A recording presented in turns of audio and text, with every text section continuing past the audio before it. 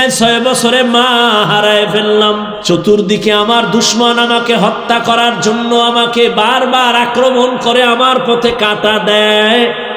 ঠিক আমি মোহাম্মদ যদি মোনাজাত দিয়ে বলতাম, হে মালিক উহুদের পাহাড় স্বর্ণ বানায় দাও, রব আমারে স্বর্ণ বানায় দিতেন, কিন্তু আমি বলি নাই। আমি গরিবী হালাত চাইছি আর দোয়া করছি, হে আল্লাহ আমারে গরিবী হালাতে রাখিও, গরিবী হালাতে মরণ দিও, কিয়ামতের দিন গরিবের সাথে হাসর করাইও। এ জমিনের গরিব, বড় লোকের বাড়ি গাড়ি দেখা পাগল হইয়া আফসুস করিস না। রহমতের নবী বলেন, আমি মোহাম্মদ বলে গেলাম, কিয়ামতের দিন ওই বাড়ি গাড়ি টাকাওয়ালার 500 বছর আগে গরিব জান্নাতে চলে যাবি। কোন গরিব? যে গাঁজা খায়। আমাদের দেশে গরিব নেই গাঁজা খায়। এই কয় হুজুর জাকাত দেন, ধনী লোকের কয় সাহেব কিছু দেন, গরিব মানুষ দিছে গিয়ে হেদি গাঁজা খায়। আল্লাহ হেদায়াত দান করুন। শুনো যুবকেরা, আমি কি কথাটা টানতেছি। রহমতের নবী বলেন, আমি দোয়া করলে উহুদ পাহাড় স্বর্ণ হয়, আর সেই ব্যক্তি আমি পেটে পাথর বাইদা ক্ষুধার কারণে কাজ করতেছি।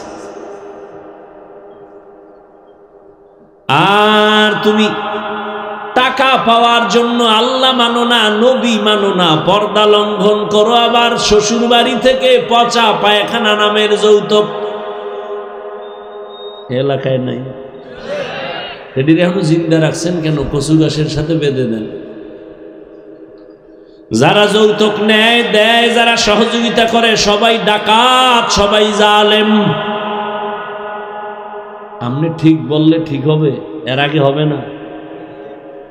ইসলাম বলছে হারাম। এরা নারীর দুশ্মন। যদি কয় বাবা হইয়া মাইয়ার পক্ষে যৌতুক দিবে, বাবাও জালেম।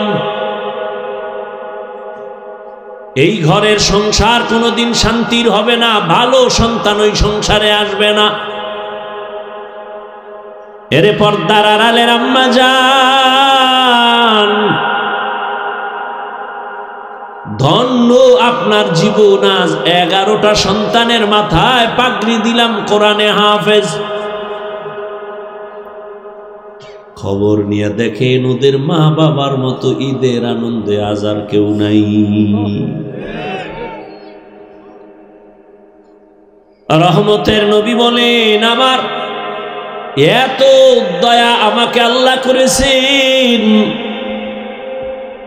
আমি পাথর হাতে নিলে স্বর্ণ হয়ে যায়, কিন্তু আমি গরিবী হালাতে কত কষ্ট করছি। এই উম্মত জানোনি, আমারে আমার বংশের দুশ্মনেরা 3 বছর পর্যন্ত শিয়াবে আবু তালিবের মধ্যে গৃহবন্দী করে পানিও দেয় না, খানাও দেয় না। আমি মোহাম্মদ গাছের পাতা সিরা সিরা চাবাইয়া চাবাইয়া পেটের ক্ষুধা নিবারণ করেছি। এইবার বুঝো কেমন নবী আমার। রহমতের নবী বলেন, এই বিপদকালে আমার আব্বা নাই যে আমি টেলিফোন করব, আব্বু আসো আমার উপরে বিপদ। আম্মুরে বলবো, আম্মু দোয়া করিও বিপদ। আমার আব্বু নাই, আমার আম্মু নাই, আমার সবাই দুশ্মন। ঠিক ওই সময় আমার সহযোগিতা যারা করেছে অধিকাংশ যুবক। যুবকেরা আমার উপকার করেছে, অধিকাংশ বুড়ারা আমার বিরোধিতা করেছে।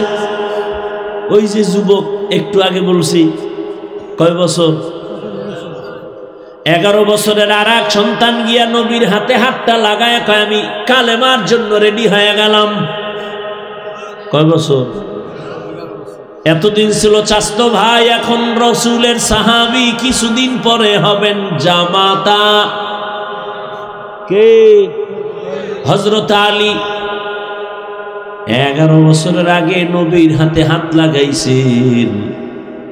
ও নবীনগরের মুসলমান যুবক বাবারা, তোমার বয়স মাত্র 25 থেকে 30-এর কোঠায়, বলো তুমি আমার রসুলের আদর্শের কি উপকার করেছো? একজন যুবক দাঁড়িয়ে রাখছে, বলছো নি আলহামদুলিল্লাহ ভালো কাজ করেছো, আমি পারি না, দোয়া করিস আমিও রাখবো। এটাও যদি বলতে পারতি কপাল খুলতো, কিন্তু পারো না। উল্টা ধাক্কা দিয়ে বলছো তোর বয়স কত? কয় এত। কয় এত তাড়াতাড়ি বুজুর্গ? একটা ধাক্কা দিয়ে দিয়েছে, যুবকের মনটা খারাপ হয়ে গেছে। রহমতের নবী বলেন, যুবক আমার উপকার করেছে, বুড়ারা বিরোধিতা করেছে। রহমতের নবীর চিনি না রে যুবক,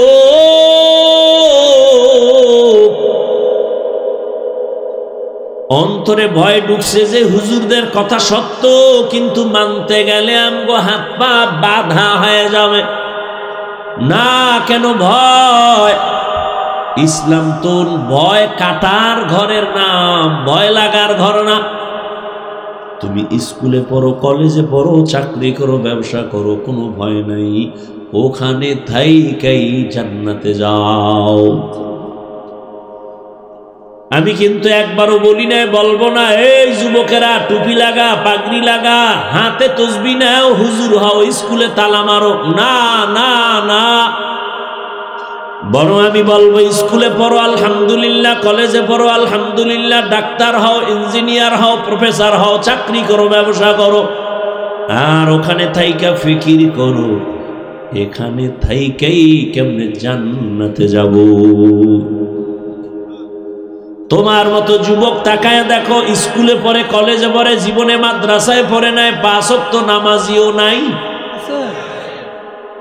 অশেষ তোমার জন্য। তোমার কপালে তুমি এবার বাড়ি মারো আর কও তোমার কপালে তো খারাপ কেন, তুমি পারো না কেন? তোমার মতো যুবক তাকায় দেখো, রাস্তায় গাড়ি চালায়, আজান হয়, নামাজে দাঁড়ায় যায়, তুমি কেন পারো না? তোমার মতো যুবক র্যাব, আর্মি, পুলিশ, বিডিআরের চাকরি করে, 5 বেলার নামাজি নাই। আল্লাহ কুত্তারে বিবেক দেয় নাই, মানুষের দিছে, একটু চিন্তা করে যুবক, তুমি কেন পারো না? সারা জীবন ওয়াজ শুনে লাভ কি যদি আমলের খাতা শূন্য হয়? তোমার মতো যুবক প্রফেসর, ডাক্তার, ইঞ্জিনিয়ার, 5 ওয়াক্ত নামাজি দাড়িওয়ালা আসেনি? তাকে প্রশ্ন করো তুমি কেন পারো না রে বাবা? তোমার মতো যুবক রাস্তায় গাড়ি চালায়, নদীতে মাছ ধরে, নামাজ পড়ে, জমিনে কৃষিকাজ করে, গামছা বিছায় নামাজ পড়ে, ছাড়ে না। বালিশে মাথা লাগাইয়া চিন্তা করিও তুমি কেন পারো না? তুমি কি আরো 50 বছর বাঁচবা গ্যারান্টি?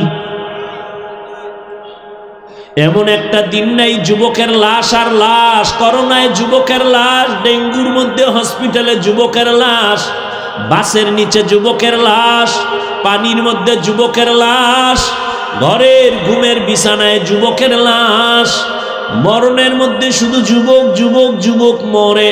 বাইক নিয়ে বের হইছে আম্মু, বাজারে যাই রসুল্লাবাদ, আধা ঘন্টা পরে বন্ধুর সাথে মোলাকাত করে আসবো। 2 ঘন্টা পরে টেলিফোন আসছে, এই টেলিফোনওয়ালাকে? কয় এই টেলিফোনওয়ালার মা। তোমার স্বামী কোথায়? ওই আছে। কয় দাও। স্বামীরে কয় এই মোবাইল তোমার ছেলের নি? কয় হ্যাঁ। কয় তাড়াতাড়ি লাশটা নিয়ে যাও। আজ তুমি সুস্থ বসে আছো, কালকে এই সময় তুমি সুস্থ থাকবা, বেঁচে থাকবা গ্যারান্টি? কিসের বাহাদুরি? ও যুবক, ডাক্তার হও, ইঞ্জিনিয়ার হও, প্রফেসর হও, চাকরিজীবী হও, ব্যবসায়ী হও, তবে আমার একটা দাবি, ও পর্দার আড়ালের আম্মা জানেরা, ও বৃদ্ধ বাবাজিরা, আমার দাবি একটা, সন্তানটারে ডাক্তার বানাবেন, ইঞ্জিনিয়ার বানাবেন, চাকরিজীবী বানাবেন, ব্যবসায়ী বানাবেন, প্রফেসর বানাবেন, তবে আমার এক দাবি, বেয়াদব বানাবেন না। কয় কেমন? কয় সন্তান মা বাবার সাথে বেয়াদবি করলে মরার আগে ধ্বংস। সন্তান শিক্ষকের সাথে বেয়াদবি করলে মরার আগে পঙ্গু হয়ে যাবে। এই বেটা লিখে রাখ, গাঞ্জা খায় বই নেয় চেয়ারে, লিখে রাখ যা বলে যাই। সন্তান যদি ওলামায়ে কেরামের সাথে বেয়াদবি করে মরার আগে বিছানায় পড়ে থাকবে, কাঁদবে, চোখের পানি মোছার কাউকে পাবে না। ডাক্তার হইয়া ওই ডাক্তার হইস না যে তাসনিমের মতো জুতা খায়া পালাবি। এমন ডাক্তারে জাতি চায় না, আদর্শবান ডাক্তার চায়, ডাকাত চায় না। এদেশের মানুষ ভালো প্রফেসর চায়, তবে ঢাকা কলেজের নাস্তিক প্রফেসর আহমদ শরীফের মতো নাস্তিক চায় না। ডাক্তার হয়ে যদি জুতা খাও তো ডাক্তার হয়ে লাভ কি? আদর্শবান ডাক্তার হও, মইরা গেলে তোমার নামে ইতিহাস লেখা হবে। কবি নজরুলের মতো মানুষ মাথায় নিয়ে স্মরণ করবে। এটা কি সম্ভব না? হ্যাঁ, সারা রাত আকাম কর মোবাইলে সম্ভব। সারা রাত মোবাইল নিয়ে কবিরা গুনাহ কবিরা গুনাহ কবিরা গুনাহ করে করে চেহারাটা নষ্ট করেছো। তোর তো চক্ষুই নাই, দেখবি কেমনে তোর চেহারা নষ্ট? যার কলবের চক্ষু খোলা তারা তাকাইয়া দেখতে পায় তোর রাতের অন্যায়ের ছাপ চেহারায় লেগে আছে। 40 বছর পর্যন্ত তোর চেহারা নষ্ট হবে না। কয় বছর?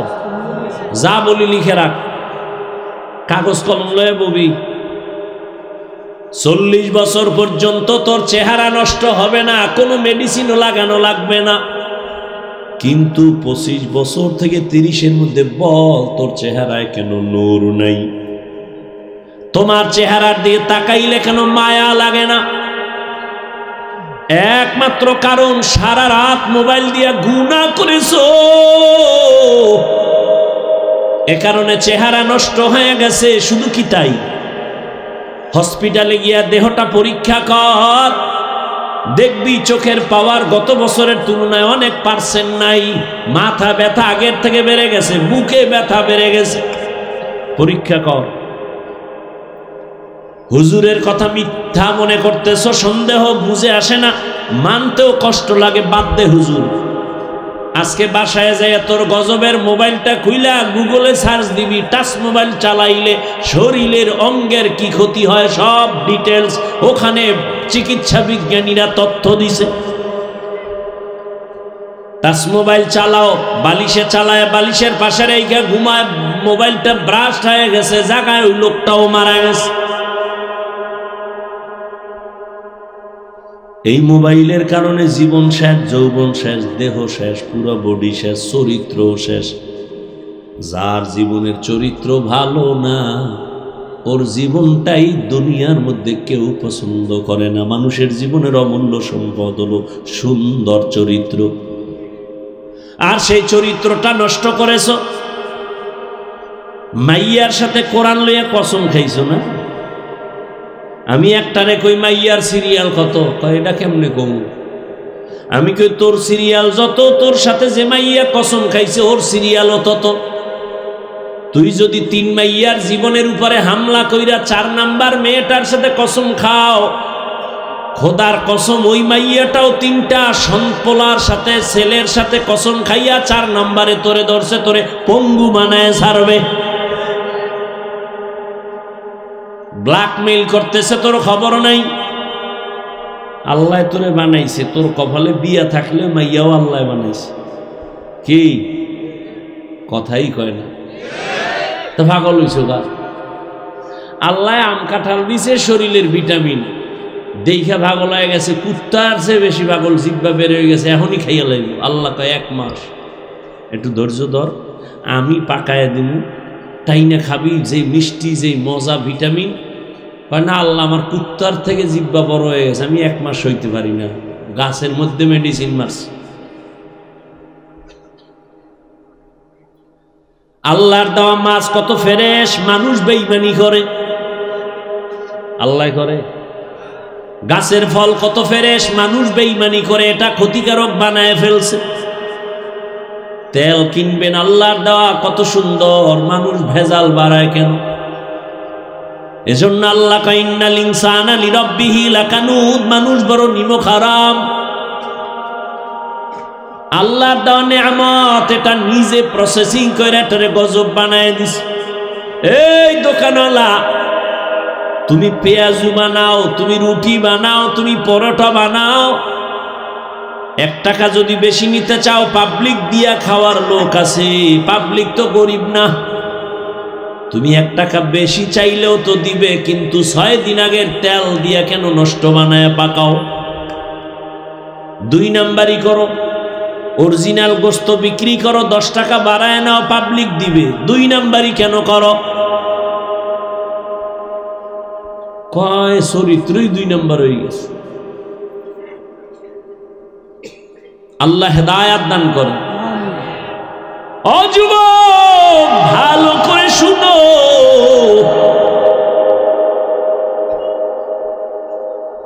আল্লাহর এক বান্দা, আমি বয়ান লইছি, একদিক যাইতেছে আর একদিক যাইতেছে, আমিও যাইতেছি, কারণ আমি আল্লাহর উপরে ভরসা করে বয়ান করি। শুরুতেই বলছি আপনাদের মোহাব্বতের উপরে বয়ান হবে। হয়তো এই কথাগুলো আপনাদের এখানে দরকার আছে বিদে আল্লাহ আমাকে বলাইতেছে, আমি তার মুখস্থ করে আসি না যে এই কথা বলবো। যেহেতু যাইতেছে আমিও যাই।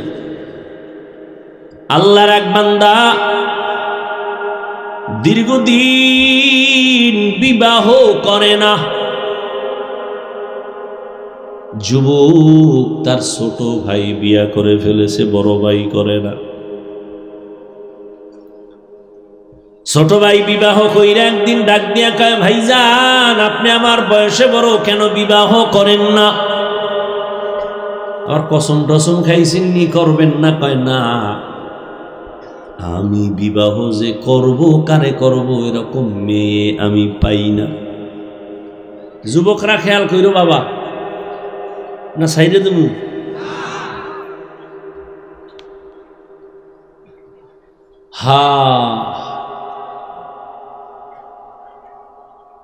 বড় ভাই বলে আমি মেয়ে পাই না। ছোট ভাই ভাবছে বোধহয় সব গরিব সম্ভ্রান্ত পরিবারের একটা মাইয়া দরকার, সুন্দরী, ডানা কাটা ভরি।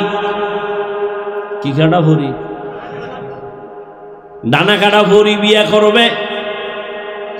ঠিকই ডানা কাটা পরি আসার পরে ঘরে আইসেই কয়, তোর মায়ের ডানা ভালো না, কাট। মায়েরটা কেটে দিছে, ডানা কাটা ভরি। পরক্ষণে ডাক দিয়ে কয়, তোর বাবার ব্যবহার ভালো না, তোর বাবার ডানাও কাট। ওই আস্তা বোকা স্বামীটাই বলে, এখন কি করব? কয় গ্রাম সাইডা শহরে চল, ফ্ল্যাট বাড়ালো। মা বাবারে রাইখা ফ্ল্যাট ভাড়া লইয়া বলে, এবার তুই একদিকে কামাই করতে যা, আমি একটু পায়চারি করে আসি, বন্ধু বান্ধবের সাথে মোলাকাত করে আসি। গাধার মতো কামাই করে ঘরে আনে, ডানা কাটা পরি সব কাঁচাইয়া ভেতরে নিয়ে কয়, তোর চরিত্র ভালো না, তোর ডানাও কাটিয়া হিজরত করলাম। ডানা কাটা পরি কি ডানা জিন্দা রাখবো? তো কাটবেই। ওই বড় ভাই বলে, এমন মেয়ে পাই না, বিয়া করব। ছোট ভাই খুঁজে একটা প্রস্তাব নিয়ে আসছে, অমুক এলাকার টাকাওয়ালা ব্যক্তির মেয়ে, রূপসী সুন্দরী, ডানা কাটা বড়ি।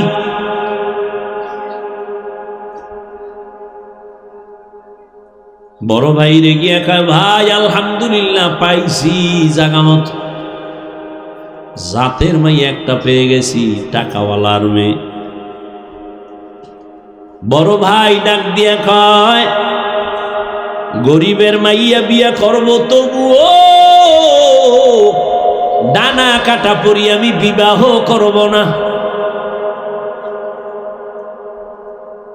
কথা কি চাও, খুইলা খাও। বড় ভাই কয়, আমি এমন একটা মেয়েকে আমি আমার জীবনের আপন স্ত্রী বানাতে চাই, যে আমার ডান হাতটা ধইরা আমাকে জান্নাতের মধ্যে পৌঁছায় দিবে।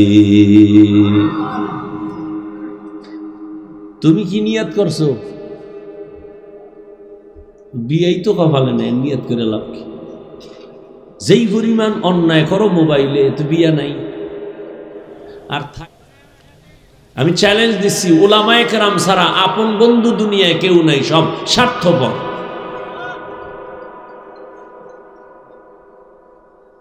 স্বার্থে আঘাত লাগলে শুধু দলের সদস্য পদ কাটে না, কল্লা কেটে দেয়। এ কি আমেরিকার খবর না সোনার বাংলার খবর? হ্যাঁ, এবার বুঝো রাজনীতি কত ধানে কত চাল। সমস্ত মুনাফেকের গোষ্ঠী বলে ইসলামে রাজনীতি নাই। কেন বলে? ও জানে কোরআনে রাজনীতি আছে। রসুল রাষ্ট্র চালান নাই, সত্য কথা বলেন, মানেন আর না মানেন। নবীজি রাষ্ট্র চালান নাই, আবু বকর সিদ্দিক রাষ্ট্র চালান নাই, হযরত ওমর, ওসমান, আলী। রাষ্ট্র পরিচালনার নাম রাজনীতি, জুলুম করার নাম দুর্নীতি। ইসলামে পচা রাজনীতি নাই, পবিত্র রাজনীতি আছে। ভালো করে মনে রাখলে কাজে লাগবে, বলে গেলাম। আর পাগলের মতো আপনাদেরকে আবল তাবল বলে যাব এই ভয় নেই। পৃথিবীর শ্রেষ্ঠ রাজনীতির কিতাবের নাম কোরআন, ভালো করে লিখে রাখবেন। পৃথিবীর শ্রেষ্ঠ রাজনীতির শিক্ষক আমার রসুল। রাজনীতি শিখায় গেছে পৃথিবীর প্রত্যেকটা মানুষকে। পৃথিবীর শ্রেষ্ঠ রাজনীতির পার্লামেন্ট মসজিদে নববী।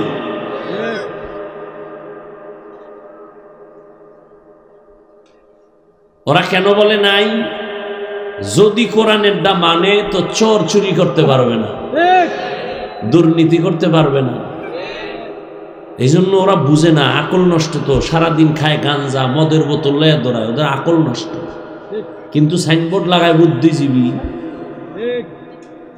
কি জীবী? আমি বলি জিবি কত, অন না ফোর? কহে অন জিবি ছিল, হ্যাং হয়ে গেছে। আল্লাহ হেদায়াত দান করুন। নবীনগরের মুসলমান নাকে তেল লাগায় ঘুমায়, দেশ স্বাধীন।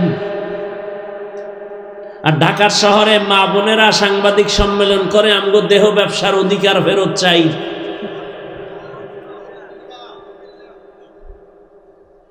আল্লাহ হেদায়াত দান করুন। আমি বলেছি, মুসলমানের সন্তান নাকে তেল লাগায় ঘুমাবে সেদিন এদেশের পাড়া মহল্লায় উলামায়ে কেরাম বুক টান করে কোরআনের কথা বলবেন, কোন সুদ করবে নামাজির অনুমতি লাগবে না যেদিন। এদেশের মুসলমান নাকে তেল লাগায় ঘুমাবে সেদিন এদেশের প্রত্যেকটা মসজিদ আর মাদ্রাসার কমিটির মধ্যে বেনামাজি সুদখোর থাকবে না যেদিন। শিয়ালের হাতে মুরগি দিয়া কয় 3 দিন আমানত। শিয়াল পণ্ডিত কয় দোয়া হোসাই মাফ হোসাই, জিন্দা কেন মরাও হইতে না। শিয়ালের হাতে মুরগি দিলে যা হবে, ধর্মের চাবি বেনামাজি সুদখোরের হাতে দিলে তাই হবে।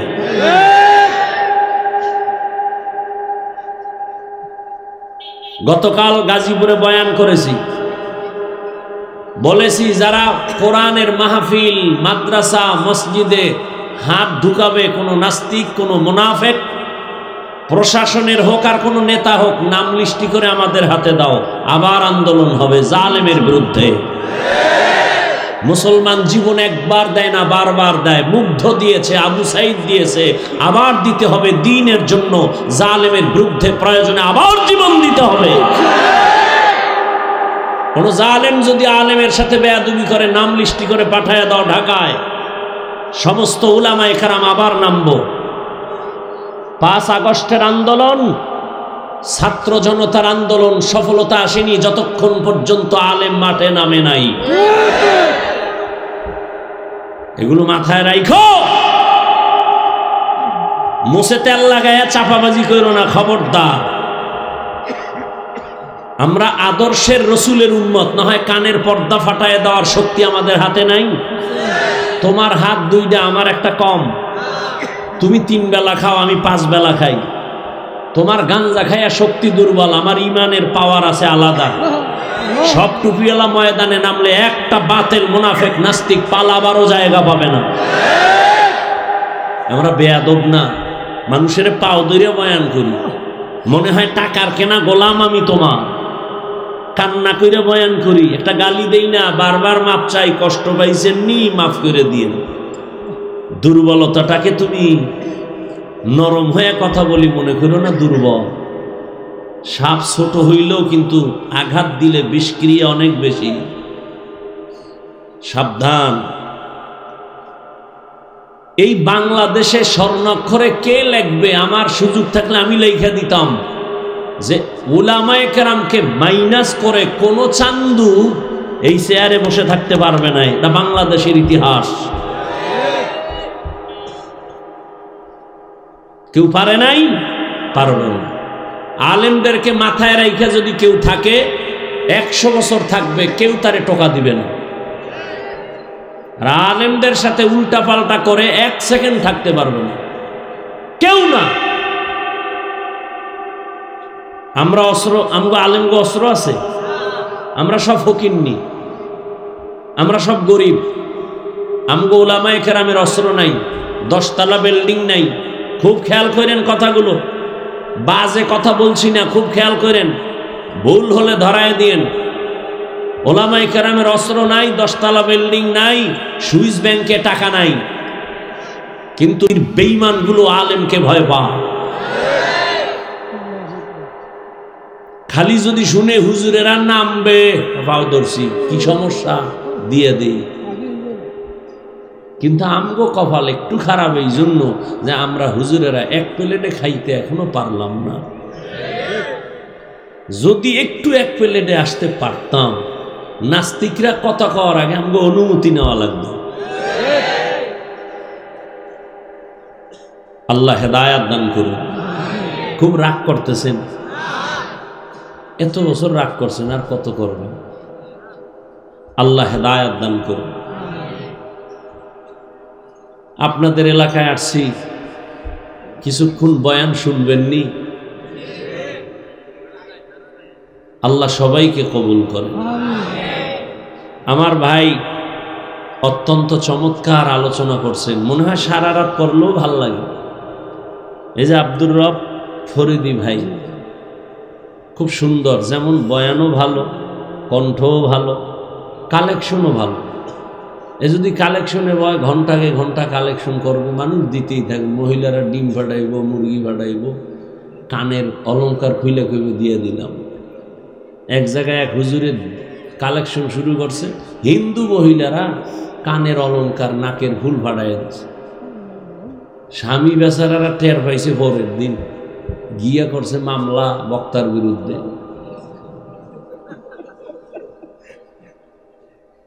বহু আগের কথা, আমি সে স্টেজে ছিলাম, তবে বক্তা হিসেবে ছিলাম না, শ্রোতা হিসেবে ছিলাম, ছাত্র ছিলাম তখন। ওই বক্তা এখন আছে না মারা গেছে তাও বলতে পারবে, খুব মজার বয়ান করতে। আল্লাহ সবাই সব গুণ দেয় না। তো যাই হোক, আমার পিরোজপুরে আজকে মামলার হাজিরা ছিল। আমার কিছু কলিজার বন্ধু আছে, এরা সবসময় আমাকে আঘাত করতে থাকে, আর আমি খুব আরাম পাই, শান্তি পাই। কারণ জোয়ারের পানিতে বাদ না দিলে পানির শক্তি বাড়ে না। বাতেলরা আমগো বিরোধিতা না করলে আমগো সম্মান বাড়ে না। কাউকে যদি তুমি উপরে উঠাইতে চাও, বিরোধিতা করো, খালি বিরোধিতা করো, দেখবা ধুমধাম উপরে উঠে গেছে। চরমনাই এত উপরে কেন? শত্রুদের শত্রুতামির কারণে। কওমি মাদ্রাসা তো কম না বেশি? একমাত্র দুশ্মনী করার কারণে। এই বাতেলরা যদি বিরোধিতা না করতো, মানুষ এত জানতো না। এটা নতুন না, পুরান দোষ। আবু জাহিল্লা মক্কায় ঘুরে আর কয় মোহাম্মদের নাম হুসুনি কহ, কয় পাগল হয়ে গেছে। যারা জীবনে যায় না এরা কয় এত প্রশংসার মানুষ পাগল, এক নজর দেখি। দেখতে গিয়ে কয় কালেমা পড়ো। এ তাবিজ তো এই সময়ের তাবিজ। কেউরি উপরে উঠাইতে চাইলে বিরোধিতা করো। আল্লাহ হেদায়াত দান করুন। তো বলছিলাম, মুহতামিম সাহেব হাফেজ কারি মোহাম্মদ সাদুল্লাহ ভাই অনেক প্রচেষ্টা করে প্রোগ্রাম নিছেন, তাও 2-3 বার বোধহয় পাল্টাইছি তারিখ, যে এটা হবে না অন্যটা। তো আজকে বলছি আসা হবে না, কারণ ঝামেলা মাথার উপরে। তো আল্লাহ নিয়ে আসছেন, আলহামদুলিল্লাহ, টাইম মতোই আসছে।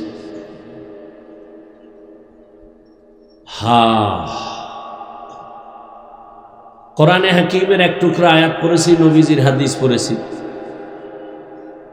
আপনারা দোয়া করলে আর ধৈর্য ধরলে কিছু কথা আয়াত ও হাদিসের আলোকে সহি নিয়তে, সহি তরিকায়, সহি কিছু কথা বলার নিয়ত করতেছি। আল্লাহ তৌফিক দান করেন। তবে ওই যে কইছি ফাঁকে ফাঁকে 2-1টা কথা বলবো, পয়েন্ট, এটা মনে রাখবেন, পারলে লিখে রাখবেন। বক্তার এলেম আর আমলের বাহাদুরিতে ওয়াজ হয় না। বক্তার বয়ান ভালো হওয়া না হওয়া সব নির্ভর করে শ্রোতাদের অন্তরের মোহাব্বত আর আকর্ষণের উপর। মানে আপনাদের অন্তরের মোহাব্বত কেমন আর আকর্ষণ কেমন জানি না, বয়ানে প্রমাণ হবে। কারণ আমি বাসার থেকে নির্দিষ্ট করে আসি নাই যে আজকে এখানে এই বয়ানটা করব। রাস্তায় ইফতারি করছি, বাসায় এসে মাগরিবের শেষ টাইমে মাগরিব পড়ে আবার এদিকে দৌড়। সবাই রসুলের আশেক, সাফার জোরে চেহারার দিয়ে তাকাইলে মনে হয় রসুলের সাথে বহুদিন ধরে ঝগড়া। নবী কয় টুপি কর, পর কয় বয়স হয় নাই। নবী বলে দাড়ি লম্বা কর, কয় এখনো বিয়ে করি নেই। তাহলে কি আশেক না দুশ্মন? রসুল সপ্তাহের সোমবার বৃহস্পতিবার রোজা রাখতেন, ও আশেক তুমি রাখো না কেন? খালি খাইতেই দাও, গরুর মতো হাঁটো আর ছাটো।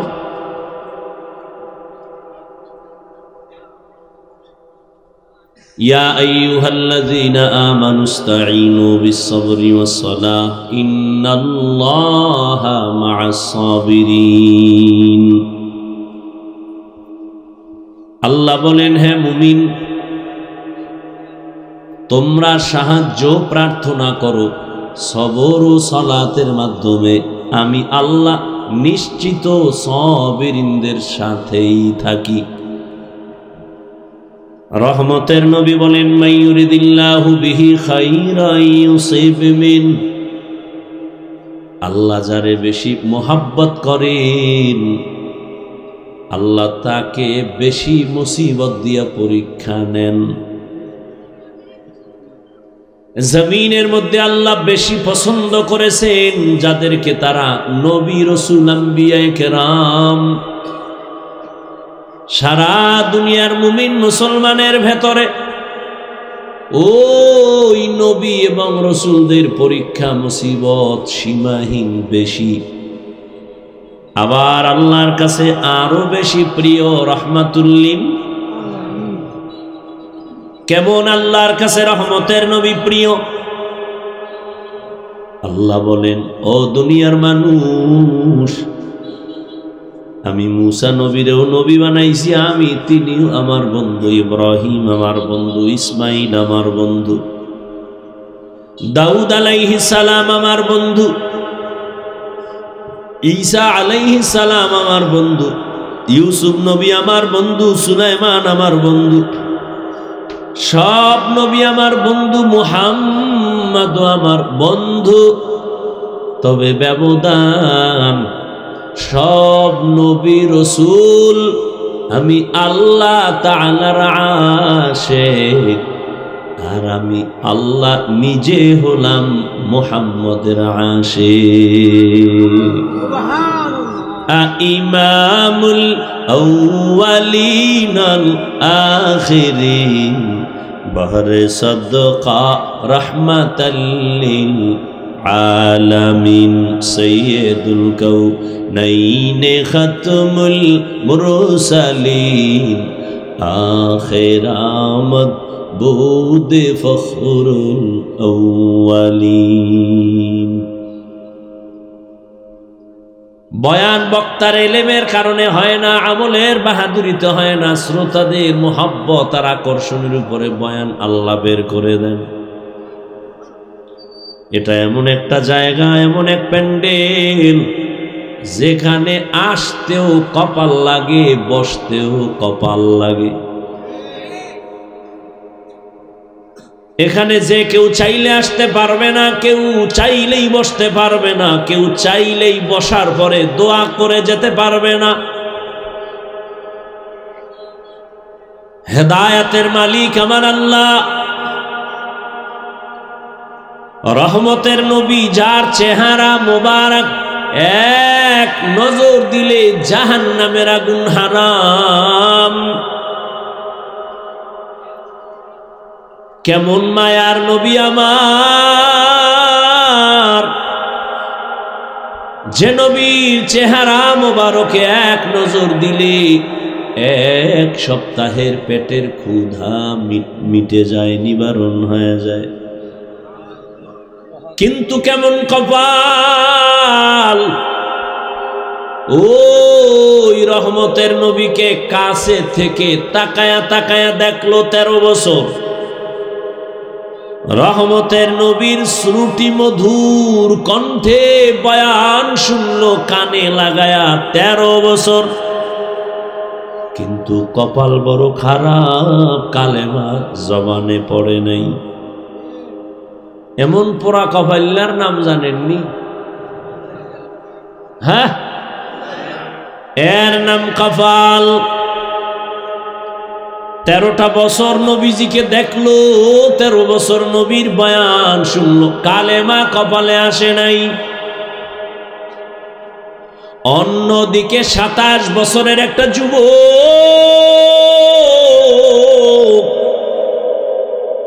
তরবারি নিয়ে যায় আমার নবীকে জবাই করার জন্য। রহমতের নবীর চেহারা দেখে তরবারি ফালায় কর, রহমতের নবী আমারে কল্লাটা তরবারি দিয়া কেটে দেন, তবে কল্লা কাটার আগে আমাকে কালেমা রশি গলায় পড়ায় দেন। ওগো নবীর উম্মতেরা,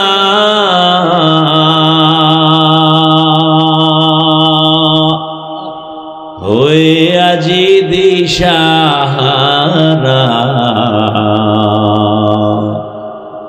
কোরআন হাদিসের চলো যখন যাহা চায় মনে, নবী বিনে কে তারাবে পুলসিরাত মিজানে, নবী বিনে কে তারাবে পুলসিরাত মিজানে।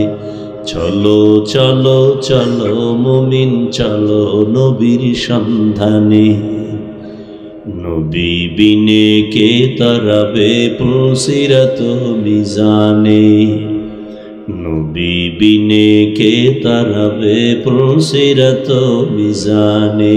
খারাপ লাগেও?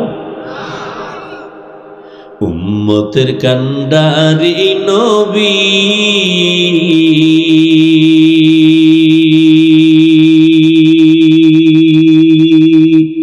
কাঁদছেন উম্মতের লাগি, এখনো কাঁদেন নবীজি শুয়ে মদিনার পানে, নবী বিনে কে তারাবে পুলসিরাত মিজানে, নবী বিনে কে তারাবে পুলসিরাত মিজানে। এ আমার কলিজার যুবক বাবারা, কেমন একজন নবী পেয়েছো, দুঃখ বুঝলি না, নবীরে চিনলি না। যে নবীকে একটা নজর দেখার জন্য বহু বছর পর্যন্ত পাহাড়ের গুহায় একটা সাপ অপেক্ষা করতেছে, নবীকে দেখবে এক নজর।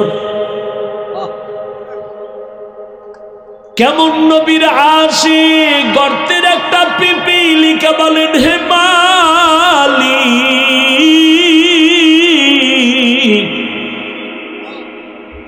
এক নজর আমাকে তোমার কাবা দেখাও, রহমতের নবীর রওজা একটু দেখাও। আমার রব ডেকে বলে, এরে মক্কার কবুতর, অমুক এলাকায় যাও, গর্তের পিপিলিকা পায়ের সাথে বাজাইয়া মক্কা মদিনা দেখায় জাগায় দিয়ে আসো। রহমতের নবী খেজুর গাছের সাথে টেক লাগায়া খুতবা দেন, মরা খেজুর গাছ। সাহাবায়ে কেরাম বলেন নতুন একটা মিম্বর বানায় খুতবা পড়েন, এটাকে বাদ দেন। রহমতের নবী যখন মনস্থ করলেন এটা বাদ দিবেন, মানুষ যেমন কান্না করলে আওয়াজ হয়, মরা খেজুর গাছ তেমন কান্না শুরু করেছে। সাহাবায়ে কেরাম বলেন ইয়া রাসূলুল্লাহ, মরা খেজুর গাছ মানুষের মতো কান্না করে, আওয়াজ শুনি। নবী বলে চলো, নবীও দেখে কান্নার আওয়াজ।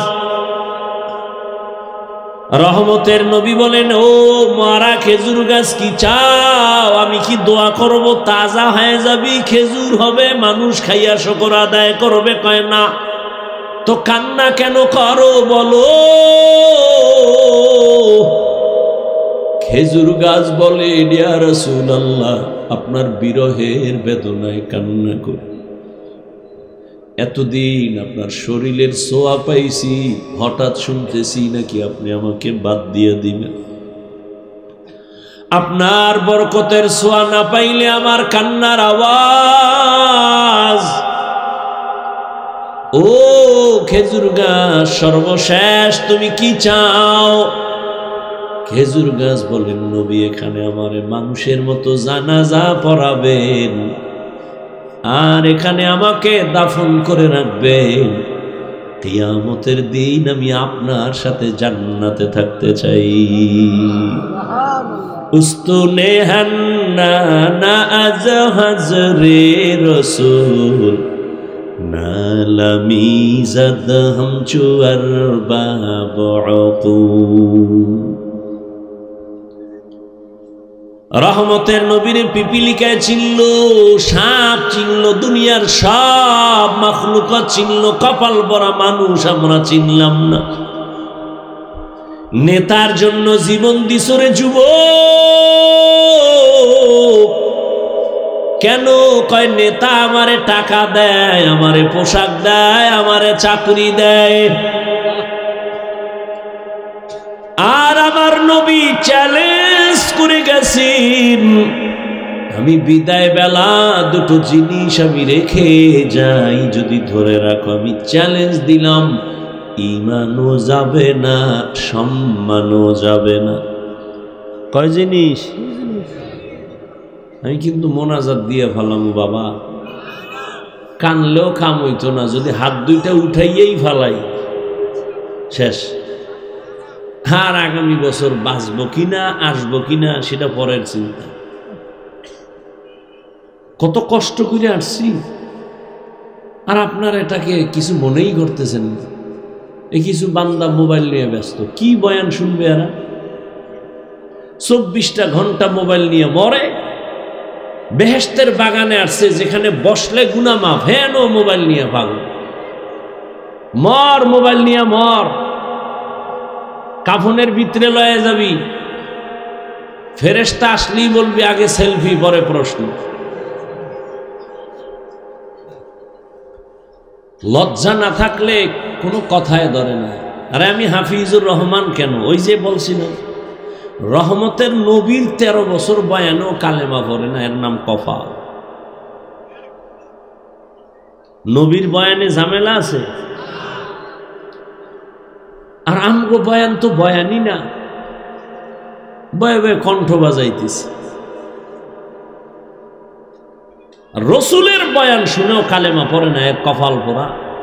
আর 27 বছরের যুবক আইসা নবীরে জবাই করবে, কালেমাটা ভইরা তরবারি না দাঁড়ায় গেছে বাইতুল্লাহর পার্শ্বে দাঁড়ায়। এই মুশরিক, মুহাম্মাদের বিরুদ্ধে কথা বললে দিগা, মুহাম্মদ আর প্রয়োজন নাই, আমার তরবারি যথেষ্ট, সামনে। 27 বছরের কি কে? রহমতের নবী বলেন এমন এক কপাল আমার, দুনিয়াতে আসিয়া কোনোদিন আমি আব্বু বলে ডাকবো দূরের কথা, চেহারাই আমি দেখতে পাই নাই। এই আশেকের রাসূলেরা ভালো করে শুনো, ও পর্দার আড়ালের আম্মা জানেরা শুনেন। আইসে ওয়াজে কিন্তু ওয়াজ শুনে না, ডানে একটা ক্যাসেট বামে ক্যাসেট লইয়ার পরে বাজাইতে বাজাইতে আইছে। আর আম্মা জানে না, দুই তিনজন এক জায়গায় বসলে কি পরিমাণ যে ওখানে ক্যাসেট চলে আর ভাষা নাই বলার। আবার দুই একটা বাচ্চা থাকলে সেখানে তো বাজার মিলে যায়। আবার যদি মোবাইল থাকে সব আউলা জাউলা, ওয়াজে আসছে বিদায় বেলা খালি আসছে খালি। স্বামীর জিগায় কি ওয়াজ শুনছো? বাচ্চার কান্নার কারণে শুনতে পারি নাই, শোনাও। আমি মোবাইল নিয়ে ব্যস্ত ছিলাম, কি ওয়াজ আমার আবার শুনতে হইব। কথা শুনাও, মোবাইল আড়াই লাইছে, কি শুনাম? আমও গেছে সালাও গেছে। রহমতের নবী বলেন, আমি আব্বা বলে ডাকবো দূরের কথা, বাবার চেহারা দেখি নাই, 6 বছরে মা হারায় ফেললাম। চতুর্দিকে আমার দুশমন আমাকে হত্যা করার জন্য আমাকে বারবার আক্রমণ করে, আমার পথে কাঁটা দেয়। ঠিক আমি মোহাম্মদ যদি মোনাজাত দিয়ে বলতাম, হে মালিক উহুদের পাহাড় স্বর্ণ বানায় দাও, রব আমারে স্বর্ণ বানায় দিতেন, কিন্তু আমি বলি নাই। আমি গরিবী হালাত চাইছি আর দোয়া করছি, হে আল্লাহ আমারে গরিবী হালাতে রাখিও, গরিবী হালাতে মরণ দিও, কিয়ামতের দিন গরিবের সাথে হাসর করাইও। এ জমিনের গরিব, বড় লোকের বাড়ি গাড়ি দেখা পাগল হইয়া আফসুস করিস না। রহমতের নবী বলেন, আমি মোহাম্মদ বলে গেলাম, কিয়ামতের দিন ওই বাড়ি গাড়ি টাকাওয়ালার 500 বছর আগে গরিব জান্নাতে চলে যাবি। কোন গরিব? যে গাঞ্জা খায়। আমার দেশে গরিব নেই গাঞ্জা খায়। এই কয় হুজুর যাকাত দেন, ধনী লোকের কয় সাহেব কিছু দেন, গরিব মানুষ দিছে গিয়ে হেদি গাঞ্জা খায়। আল্লাহ হেদায়াত দান করুন। শুনো যুবকেরা, আমি কি কথাটা টানতেছি। রহমতের নবী বলেন, আমি দোয়া করলে উহুদ পাহাড় স্বর্ণ হয়, আর সেই ব্যক্তি আমি পেটে পাথর বাইদা ক্ষুধার কারণে কাজ করতেছি। আর তুমি টাকা পাওয়ার জন্য আল্লাহ মানো না, নবী মানো না, পর্দা লঙ্ঘন করো, আবার শ্বশুর বাড়ি থেকে পচা পায়খানা নামের যৌতুক এলাকায় নাই। এটির এখন জিন্দা রাখছেন কেন? কচু গাছের সাথে বেঁধে দেন। যারা যৌতুক নেয় দেয়, যারা সহযোগিতা করে সবাই ডাকাত, সবাই জালেম। আপনি ঠিক বললে ঠিক হবে, এর আগে হবে না। ইসলাম বলছে হারাম। এরা নারীর দুশ্মন। যদি কয় বাবা হইয়া মাইয়ার পক্ষে যৌতুক দিবে, বাবাও জালেম। এই ঘরের সংসার কোনোদিন শান্তির হবে না, ভালো সন্তান ওই সংসারে আসবে না। এরে পর্দার আড়ালের আম্মা জান, ধন্য আপনার জীবন। আজ 11টা সন্তানের মাথায় পাগড়ি দিলাম, কোরআনে হাফেজ। খবর নিয়ে দেখেন ওদের মা বাবার মতো ঈদের আনন্দে আজ আর কেউ নাই। রহমতের নবী বলেন, আমার এত দয়া আমাকে আল্লাহ করেছেন, আমি পাথর হাতে নিলে স্বর্ণ হয়ে যায়, কিন্তু আমি গরিবী হালাতে কত কষ্ট করছি। এই উম্মত জাননি, আমারে আমার বংশের দুশ্মনেরা 3 বছর পর্যন্ত শিয়াবে আবু তালিবের মধ্যে গৃহবন্দী করে পানিও দেয় না, খানাও দেয় না। আমি মোহাম্মদ গাছের পাতা সিরা সিরা চাবাইয়া চাবাইয়া পেটের ক্ষুধা নিবারণ করেছে।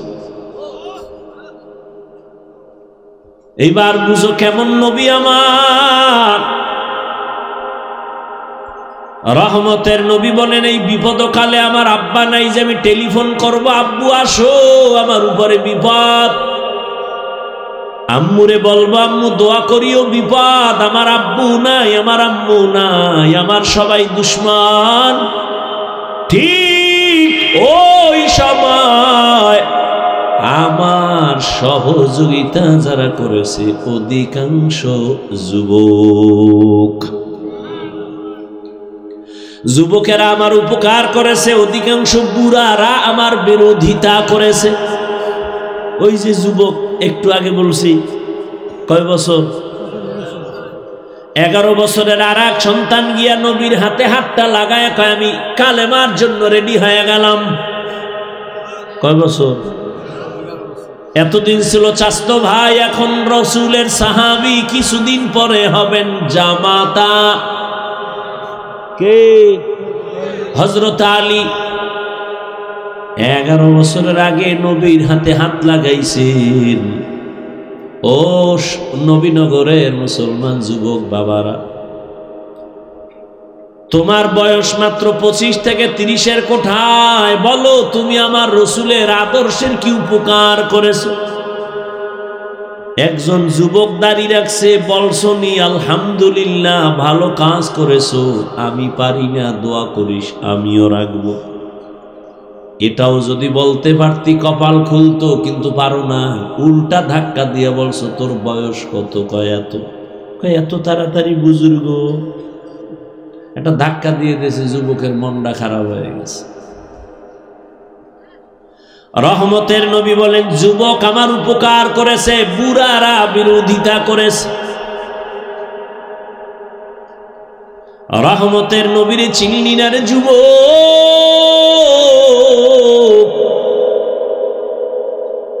অন্তরে ভয় ঢুকছে যে হুজুরদের কথা সত্য, কিন্তু মানতে গেলে আমগো হাত পা বাধা হয়ে যাবে।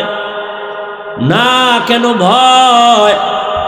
ইসলাম তো ভয় কাটার ঘরের নাম, ভয় লাগার ঘর না। তুমি স্কুলে পড়ো, কলেজে পড়ো, চাকরি করো, ব্যবসা করো, কোনো ভয় নাই, ওখানে থাইকাই জান্নাতে যাও। আমি কিন্তু একবারও বলি না, বলবো না, এই যুবকেরা টুপি লাগা, পাগড়ি লাগা, হাতে তসবি নাও, হুজুর হও, স্কুলে তালা মারো। না না না, বরং আমি বলবো স্কুলে পড়ো আলহামদুলিল্লাহ, কলেজে পড়ো আলহামদুলিল্লাহ, ডাক্তার হও, ইঞ্জিনিয়ার হও, প্রফেসর হও, চাকরি করো, ব্যবসা করো, আর ওখানে থাইকা ফিকির করো এখানে থাইকাই কেমনে জান্নাতে যাব। তোমার মতো যুবক তাকায় দেখো, স্কুলে পড়ে, কলেজে পড়ে, জীবনে মাদ্রাসায় পড়ে নাই, 5 ওয়াক্ত নামাজিও নাই, অশেষ তোমার জন্য। তোমার কপালে তুমি এবার বাড়ি মারো আর কও তোমার কপালে তো খারাপ, কেন তুমি পারো না কেন? তোমার মতো যুবক তাকায় দেখো, রাস্তায় গাড়ি চালায়, আজান হয়, নামাজে দাঁড়ায় যায়, তুমি কেন পারো না? তোমার মতো যুবক র্যাব, আর্মি, পুলিশ, বিডিআরের চাকরি করে, 5 বেলার নামাজি নাই। আল্লাহ কুত্তারে বিবেক দেয় নাই, মানুষের দিছে, একটু চিন্তা করে যুবক, তুমি কেন পারো না? সারা জীবন ওয়াজ শুনে লাভ কি যদি আমলের খাতা শূন্য হয়? তোমার মতো যুবক প্রফেসর, ডাক্তার, ইঞ্জিনিয়ার, 5 ওয়াক্ত নামাজি দাড়িওয়ালা আসেনি, তাকে প্রশ্ন করো তুমি কেন পারো না রে বাবা? তোমার মতো যুবক রাস্তায় গাড়ি চালায়, নদীতে মাছ ধরে, নামাজ পড়ে, জমিনে কৃষিকাজ করে, গামছা বিছায় নামাজ পড়ে, ছাড়ে না। বালিশে মাথা লাগাইয়া চিন্তা করিও তুমি কেন পারো না? তুমি কি আরো 50 বছর বাঁচবা গ্যারান্টি? এমন একটা দিন নাই যুবকের লাশ আর লাশ, করোনায় যুবকের লাশ, ডেঙ্গুর মধ্যে হসপিটালে যুবকের লাশ, বাসের নিচে যুবকের লাশ, পানির মধ্যে যুবকের লাশ, ঘরের ঘুমের বিছানায় যুবকের লাশ, মরণের মধ্যে শুধু যুবক যুবক যুবক মরে। বাইক নিয়ে বের হইছে, আম্মু বাজারে যাই রসুল্লাবাদ, আধা ঘন্টা পরে বন্ধুর সাথে মোলাকাত করে আসবো। 2 ঘন্টা পরে টেলিফোন আসছে, এই টেলিফোনওয়ালাকে? কয় এই টেলিফোনওয়ালার মা। তোমার স্বামী কোথায়? ওই আছে। কয় দাও। স্বামীরে কয় এই মোবাইল তোমার ছেলের নি? কয় হ্যাঁ। কয় তাড়াতাড়ি লাশটা নিয়ে যাও। আজ তুমি সুস্থ বসে আছো, কালকে এই সময় তুমি সুস্থ থাকবা, বেঁচে থাকবা গ্যারান্টি। কিসের বাহাদুরি? ও যুবক,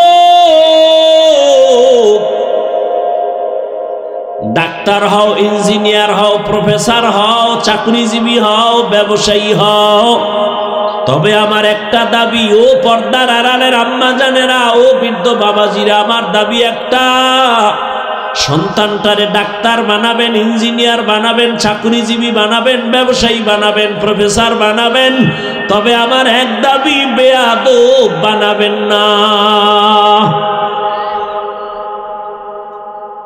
কয় কেমন? কয় সন্তান মা বাবার সাথে বেয়াদবি করলে মরার আগে ধ্বংস। সন্তান শিক্ষকের সাথে বেয়াদবি করলে মরার আগে পঙ্গু হয়ে যাবে। এই বেটা লিখে রাখ, গাঞ্জা খায় বই নাই চেয়ারে, লেখা রাখ, যা বলে যাই। সন্তান যদি ওলামায়ে কেরামের সাথে বেয়াদবি করে মরার আগে বিছানায় পড়ে থাকবে, কাঁদবে, চোখের পানি মোছার কাউকে পাবে না। ডাক্তার হইয়া ওই ডাক্তার হইস না যে তাসনিমের মতো জুতা খায়া পালাবি। এমন ডাক্তারে জাতি চায় না, আদর্শবান ডাক্তার চায়, ডাকাত চায় না। এদেশের মানুষ ভালো প্রফেসর চায়, তবে ঢাকা কলেজের নাস্তিক প্রফেসর আহমদ শরীফের মতো নাস্তিক চায় না। ডাক্তার হয়ে যদি জুতা খাও তো ডাক্তার হয়ে লাভ কি? আদর্শবান ডাক্তার হও, মইরা গেলে তোমার নামে ইতিহাস লেখা হবে, কবি নজরুলের মতো মানুষ মাথায় নিয়ে স্মরণ করবে।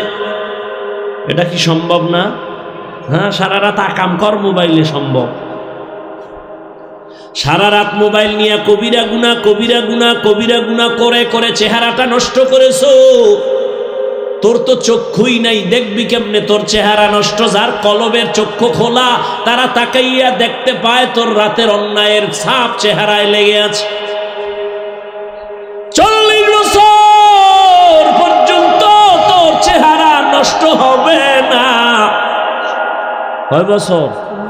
যা বলি লিখে রাখ, কাগজ কলম লয়ে ববি। 40 বছর পর্যন্ত তোর চেহারা নষ্ট হবে না, কোনো মেডিসিনও লাগানো লাগবে না। কিন্তু 25 বছর থেকে 30-এর মধ্যে বল, তোর চেহারায় কেন নূর নাই? তোমার চেহারার দিকে তাকাইলে কেন মায়া লাগে না? একমাত্র কারণ, সারা রাত মোবাইল দিয়ে গুনাহ করেছো, এ কারণে চেহারা নষ্ট হয়ে গেছে। শুধু কি তাই? হসপিটালে গিয়া দেহটা পরীক্ষা কর, দেখবি চোখের পাওয়ার গত বছরের তুলনায় অনেক পার্সেন্ট নাই। মাথা ব্যথা আগের থেকে বেড়ে গেছে, বুকে ব্যথা বেড়ে গেছে। পরীক্ষা কর। হুজুরের কথা মিথ্যা মনে করতেছ, সন্দেহ বুঝে আসে না, মানতেও কষ্ট লাগে, বাদ দে হুজুর। আজকে বাসায় যাই তোর গজবের মোবাইলটা খুইলা গুগলে সার্চ দিবি, টাচ মোবাইল চালাইলে শরীরের অঙ্গের কি ক্ষতি হয় সব ডিটেলস ওখানে চিকিৎসা বিজ্ঞানীরা তথ্য দিছে। টাচ মোবাইল চালাও, বালিশে চালায়, বালিশের পাশে রেখে ঘুমায়, মোবাইলটা ব্রাস্ট হয়ে গেছে, জায়গায় ওই লোকটাও মারা গেছে। এই মোবাইলের কারণে জীবন শেষ, যৌবন শেষ, দেহ শেষ, পুরো বডি শেষ, চরিত্র শেষ।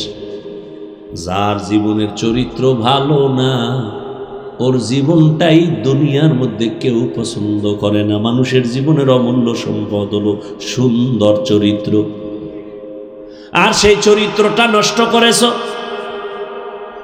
মাইয়ার সাথে কোরআন লইয়া কসম খাইছো না? আমি একটারে কই মাইয়ার সিরিয়াল কত, কয় এটা কেমনে কম? আমি কই তোর সিরিয়াল যত, তোর সাথে যে মাইয়া কসম খাইছে ওর সিরিয়ালও তত। তুই যদি 3 মাইয়ার জীবনের উপরে হামলা কইরা 4 নাম্বার মেয়েটার সাথে কসম খাও, খোদার কসম ওই মাইয়াটাও 3টা সন্পলার সাথে ছেলের সাথে কসম খাইয়া 4 নাম্বারে তোরে ধরছে, তোরে পঙ্গু বানায় ছাড়বে। ব্ল্যাকমেইল করতেছে, তোর খবর নাই। আল্লাহ তোরে বানাইছে, তোর কপালে বিয়া থাকলে মাইয়াও আল্লাহ বানাইছে। কি কথাই কয় না তো পাগল হইছো গা। আল্লাহ আম কাঁঠাল দিছে শরীরের ভিটামিন, দেখা পাগল হয়ে গেছে, কুত্তার চেয়ে বেশি পাগল, জিব্বা বের হয়ে গেছে, এখনই খাইয়া লাগবে। আল্লাহ কয় 1 মাস একটু ধৈর্য ধর, আমি পাকায় দিব, তাই না খাবি, যে মিষ্টি, যে মজা, ভিটামিন। কয় না আল্লাহ আমার কুত্তার থেকে জিব্বা বড় হয়ে গেছে, আমি 1 মাস হইতে পারি না, গাছের মধ্যে মেডিসিন মারছি। আল্লাহর দেওয়া মাছ কত ফ্রেশ, মানুষ বেঈমানি করে, আল্লাহ করে। গাছের ফল কত ফ্রেশ, মানুষ বেঈমানি করে, এটা ক্ষতিকারক বানায় ফেলছে। তেল কিনবেন আল্লাহর দেওয়া কত সুন্দর, মানুষ ভেজাল বাড়ায় কেন? এজন্য আল্লাহ কয় ইন্নাল ইনসানা লিরাব্বিহি লাকানুদ, মানুষ বড় নিমক হারাম। আল্লাহর দেওয়া নেয়ামত, এটা নিজে প্রসেসিং করে এটারে গজব বানায় দিস। এই দোকানওয়ালা, তুমি পেঁয়াজু বানাও, তুমি রুটি বানাও, তুমি পরোটা বানাও, 1 টাকা যদি বেশি নিতে চাও, পাবলিক দিয়া খাওয়ার লোক আছে, পাবলিক তো গরিব না। তুমি 1 টাকা বেশি চাইলেও তো দিবে, কিন্তু 6 দিন আগের তেল দিয়া কেন নষ্ট বানায় পাকাও? 2 নাম্বারই করো, অরিজিনাল গোস্ত বিক্রি করো, 10 টাকা বাড়ায় নাও, পাবলিক দিবে। 2 নাম্বারই কেন করো? কয় চরিত্রই 2 নাম্বার হয়ে গেছে। আল্লাহ হেদায়াত দান করে। ও যুবক, ভালো করে শুনো,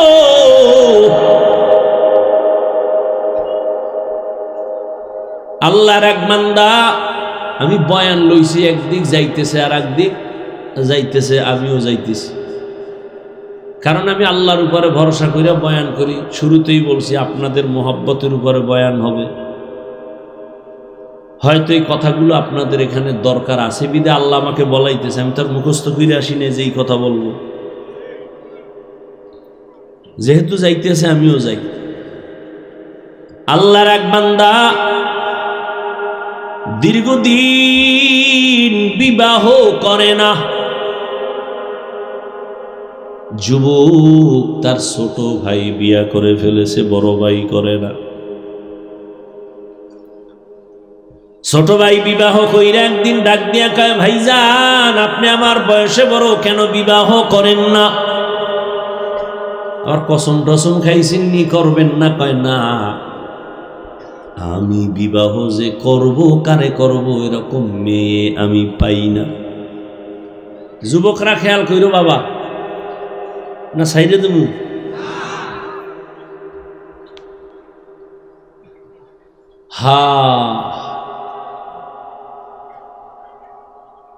বড় ভাই বলে আমি মেয়ে পাই না। ছোট ভাই ভাবছে বোধহয় সব গরিব সম্ভ্রান্ত পরিবারের একটা মাইয়া দরকার, সুন্দরী, ডানা কাটা ভরি।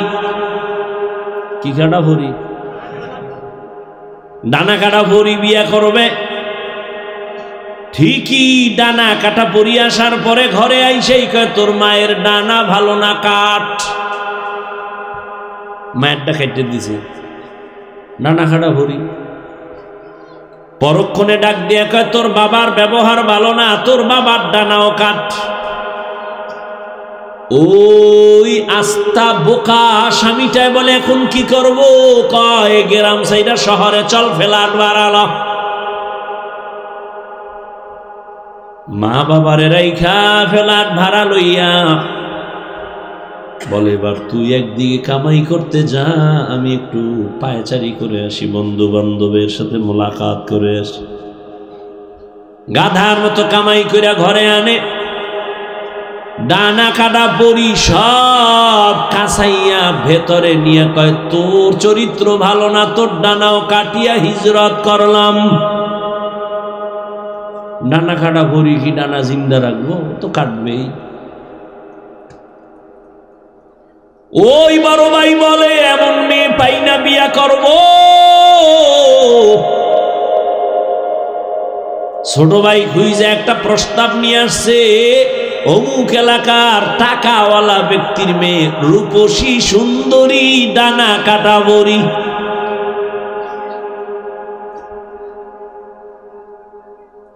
বড় ভাই রে গিয়া কয় ভাই আলহামদুলিল্লাহ পাইছি জাগা মত, জাতের মাই একটা পেয়ে গেছি, টাকাওয়ালার মেয়ে। বড় ভাই ডাক দিয়া কয় গরিবের মাইয়া বিয়া করব, তবুও ডানা কাটা পরি আমি বিবাহ করব না। কথা কি চাও খুইলে খাও। বড় ভাই কয় আমি এমন একটা মেয়েকে আমি আমার জীবনের আপন স্ত্রী বানাতে চাই, যে আমার ডান হাতটা ধইরা আমাকে জান্নাতের মধ্যে পৌঁছায় দিবে। তুমি কি নিয়ত করছো? বিয়েই তো কপালে নেই, নিয়ত করে লাভ কি? যেই পরিমাণ অন্যায় করো মোবাইলে, তো বিয়া নাই। আর থাকলেও তো বউ পাবি না, জল্লাদ পাবি, জল্লাদ লিখে রাখিস। এক জল্লাদ আইয়া জুতা দিয়া বাইরে সাইডার ঝাল মিটাই দিবি, টের ভাবি কত ধানে কত চা। আল্লাহ আমার কলিজার প্রত্যেকটা যুবককে হেদায়াতের দৌলত দান করেন। ছোট ভাই কয় তুমি এই রুম মাইয়া খুঁজো, তোমার কপালে বিয়া নাই। কি নাই? বড় ভাইয়ের মধ্যে একটা জবাব দিয়ে দিছে, এই ছোট ভাই, বান্দা চাইলে কিছুই হয় না, আল্লাহ চাইলে সব হয়। আল্লাহ যদি চান ইনশাআল্লাহ, আমাকে যদি আল্লাহ পছন্দ করেন, আমার নিয়ত অনুযায়ী আল্লাহ একটা বিবি আমাকে মিলাবেন। ও যুবক, ঘটনাটা ভালো করে শুনো। এইবার এই বড় ভাই আল্লাহর কাছে দোয়া করেন, হে মালিক, এমন একটা আমি আমার জীবন সঙ্গিনী চাই যে আমাকে জান্নাতের মধ্যে নিয়ে যাবে। কিন্তু কোথায় পাবো জানি না, মালিক তুমি সন্ধান দাও। আল্লাহর বান্দা অনবরত দোয়া করে, কিন্তু পরে হঠাৎ একদিন তার এলাকার বাহিরে এলাকায় একজন আল্লাহওয়ালা আসছে, বুজুর্গ ওলি। এলাকার মানুষ সবাই দোয়ার জন্য যায়। এই বড় ভাইও খবর পাইয়া চলে গেলেন ফজরের নামাজের সময় আল্লাহর ওলির দোয়া আনার জন্য। মসজিদে কেউ নাই, একান্তে কথা বলেন, ও ওলিয়ে কামেল, আমি আপনার নাম শুনছি, দোয়া নেওয়ার জন্য আসছি। আমার জীবনে একটা বিবাহের জন্য একটা মেয়ে খুঁজি যে আমাকে জান্নাতে নিবে, দোয়া করবেন। ঠিক এই বড় ভাই আল্লাহর ওলির সাথে যখন কথা বলতেছেন, হঠাৎ করে মসজিদের বাহির থেকে জানালা দিয়া একটা কচি মেয়ের কণ্ঠে সালাম চলে আসলো। আসসালামু আলাইকুম হযরত জি, কেমন আছেন? কে তুমি? বলে আমি এলাকার এক গরিব ফ্যামিলির কন্যা সন্তান, দোয়ার জন্য আসছি। ও মা, তোমার বয়স কত? বলে এত, বিবাহ হয়েছে কি? কয় না। কেন হয় না? বলে জমিনে আমি স্বামী পাই না। কেমন স্বামী চাও? ওই কন্যা বলে আমি এমন একজন স্বামী চাই যে আমার হাত ধইরা আমাকে জান্নাতে নিয়ে যাবে।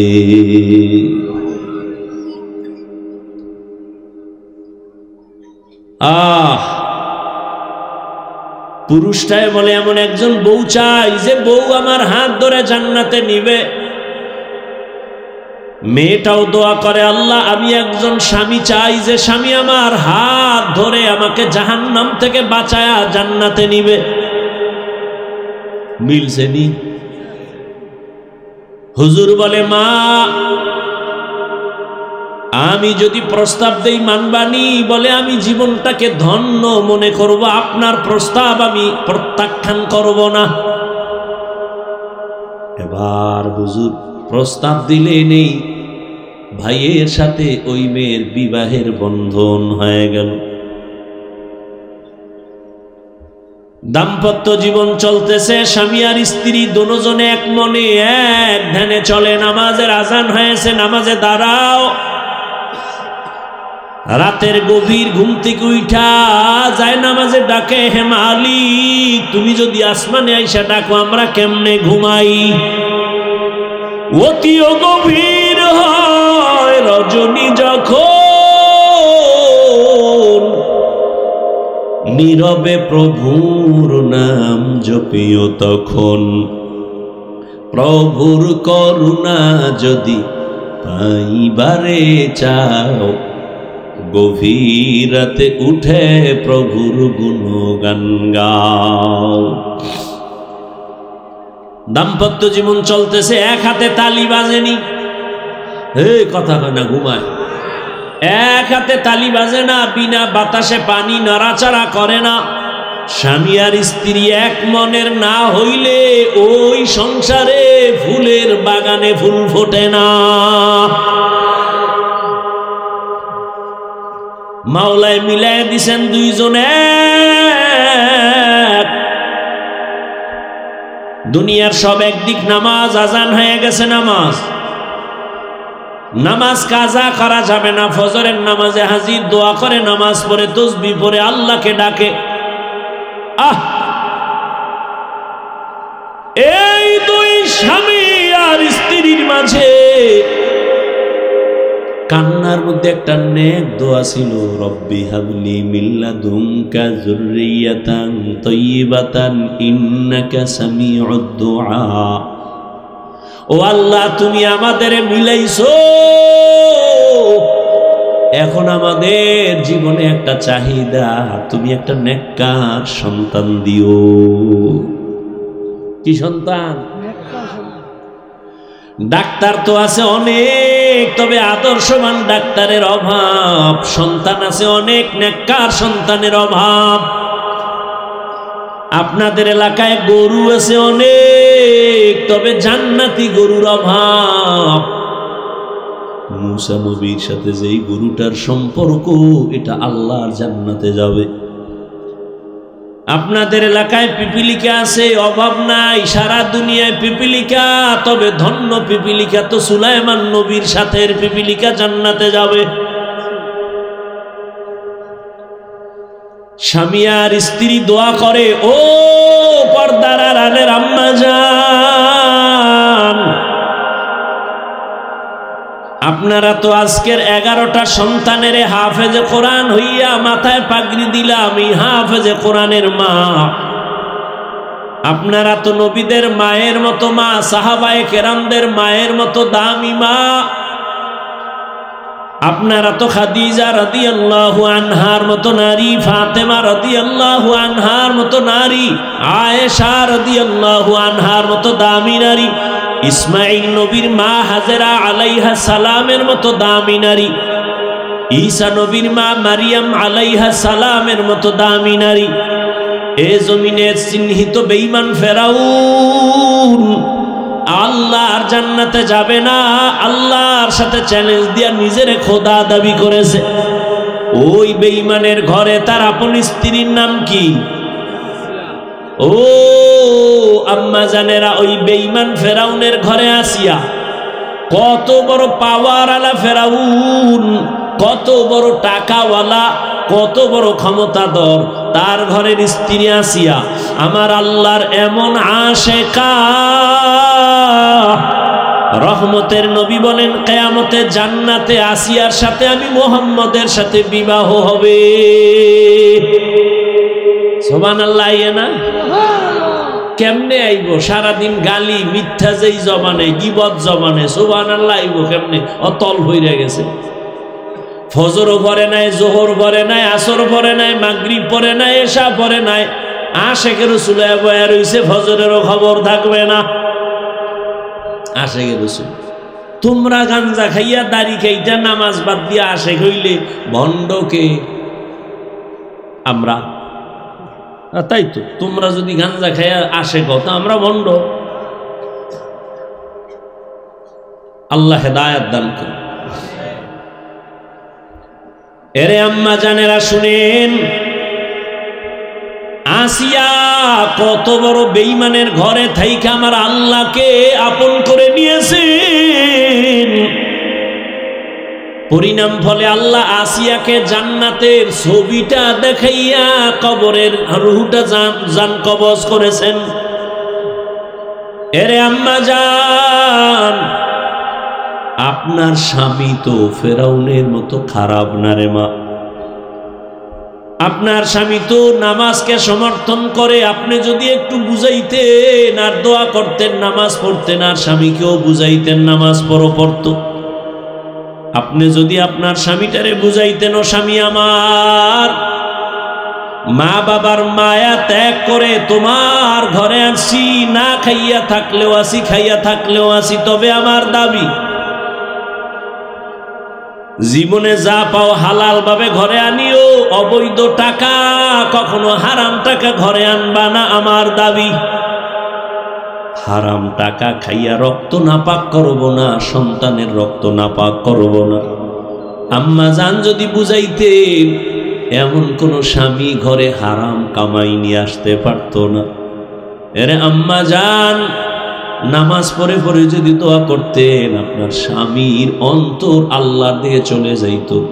আর যেই স্বামী আল্লাহকে ভয় করে, ওই স্বামী স্ত্রীকেও মোহাব্বত করে, জুলুম করে না। ওই স্বামী আর স্ত্রী দোয়া করে, আল্লাহ দুইজনের আল্লাহ তুমি মিলাইছো, এখন একটা দাবি, তুমি একটা নেককার সন্তান আমাদের দান করো। দোয়া কবুল হয়ে গেছে। আল্লাহ তাকে একটা নেককার সন্তান দিয়েছে। ওই সন্তান আদর্শ মা তাকে দিয়া বড় বানাইছেন। আম্মা শিখাইছেন, কথার আগে যার সাথে কথা বলবি সালাম আগে দিবি, হ্যালো নয় সালাম। মুরব্বী দেখলে দোয়া নিবি, আলেম দেখলে দোয়া নিবি, কোনদিন চোখ তাকায় কথা বলবি না, বেয়াদবি করবি না। এভাবে মা এমন ভাবে সন্তানটারে গড়াইছেন, আমার আল্লাহ সন্তানের উপরে বড় খুশি হয়ে গেছেন। এই সন্তান অল্প বয়সে যৌবনকাল যখন আসলো, এই যুবকের দাপটে বাইতুল মুকাদ্দাস আমাদের প্রথম কিবলা বেঈমানরা দখল করেছে। এই সন্তান তা নিয়ে আসছে। এই সন্তান পুরা মিশর সহ বিভিন্ন দেশ বিজয় কইরা ইতিহাসের পৃষ্ঠায় নাম লেখায় গেছে। ওই সন্তানই হলো ইতিহাসের স্বর্ণাক্ষরে লেখা সালাউদ্দিন আইয়ুবী রহমতুল্লাহ আলাইহি। এই যুবক, জীবনে মাস্তানি আর চালাকি কম করনি। মইরা গেলে তোর কপাল পোড়া ছাড়া কেউ দোয়া করবে না। যেই অপরাধ করেছ, তোর উপরে মাও বেজার, বাবাও বেজার, আলেমও বেজার, হুজুরও বেজার, ইমামও বেজার, মুরব্বীরাও বেজার তোমার ব্যবহারের কারণে। বাসায় যায় গুগলে সার্চ দিবি সালাউদ্দিন আইয়ুবী লেখা, ডিটেলস ইতিহাস সেখানে পাবি। কে সে সালাউদ্দিন আইয়ুবী? যেই স্বামী কইছে আমার এমন স্ত্রী চাই, হাত ধইরা জান্নাতে নিবে। স্ত্রী দোয়া করছে, এমন স্বামী চাই যে আমার হাত ধরে জান্নাতে নিবে। এমন স্বামী স্ত্রীর ঘরের সন্তান সালাউদ্দিন আইয়ুবী। গুগলে সার্চ দিবি সালাউদ্দিন আইয়ুবী। পৃথিবীর এক রাষ্ট্র পরিচালক, রাজনীতিবিদ, একজন ব্যক্তি, আল্লাহর প্রিয় গোলাম, রাষ্ট্র পরিচালনা করেছেন। কাফের যার নাম শুনলে এখনো ভয় পায়, সে সালাউদ্দিন আইয়ুবীর নাম এমন কোন বেঈমান নাই যারা ইতিহাস পড়ে আর চিনে না। কেমন মায়ের সন্তান সালাউদ্দিন আইয়ুবী। এরে আব্বা জানেরা, ও বুড়ারা, মনে কি চায় না একটা ভালো সন্তানের মা বাবা হয়ে কবরে যাবে? আর সন্তানকে ভালো বানাতে হলে আগে নিজেকে ভালো হতে হবে। ভালো ফল খাইতে চাইলে ভালো গাছ লাগাতে হবে। ভালো গাছ থেকে ভালো ফল আসবে। ভালো আদর্শের মায়ের থেকে সন্তান ভালো আদর্শ শিখবে। স্বামী আর স্ত্রী দুইজনে ঝগড়া করে, গালাগালি করে, মাঝখানে সন্তান দেখে আর শিখে। এরম মা বাপ নাই? অভাব নাই। ও নবীর আশিক ও যুবক, হেদায়েতের মালিক আমার আল্লাহ। স্কুলে পড়ো, কলেজে পড়ো, চাকরি করো, ব্যবসা করো, তবে অন্তর থেকে পিছনের গুনাহ থেকে তওবা করো আর আল্লাহকে মনে মনে বলো, আল্লাহ জীবনে তো নবীরে কষ্ট কম দেই নাই। যেই নবীর জন্য পিপিলিকা পাগল, যেই নবীর মোহাব্বতের জন্য গর্তের সাপ পাগল, বনের হরিণ পাগল, আমি মানুষ হইয়া কেন একটু নবীর আশিক হতে পারি না? মদিনাতুল মুনাওয়ারায় দীর্ঘ 70 বছর রহমতের নবীর একজন আশিক ইমাম মালিক মদিনায় থাকে, কিন্তু জুতা পায়ে পড়ে না, বেয়াদবি হবে।